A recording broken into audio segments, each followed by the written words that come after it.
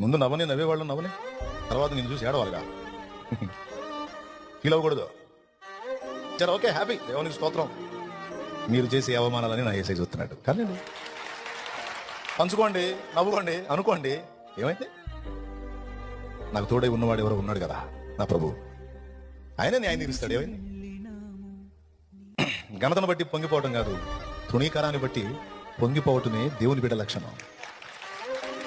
Reverse మంది అంతా ఘనత వచ్చిందంటే కుంగిపోవాలి. వామ్మ ఏంది నాయన, నేను మయంపరచబడుతున్నాను, నేను నువ్వు కదా మయంపరచబడాలి.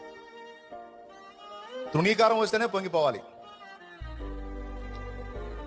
ఎందుకంటే తృణీకారం వచ్చింది అంటే దేవుని దగ్గర నుండి సన్మానం లభించింది. నీ స్థితి చూసి నవ్విన వారే సిగ్గుపడే దినమొచ్చేనులే. నీ స్థితి చూసి నవ్విన వారే సిగ్గుపడే దినమొచ్చేనులే. విడుదల సమీపించెను.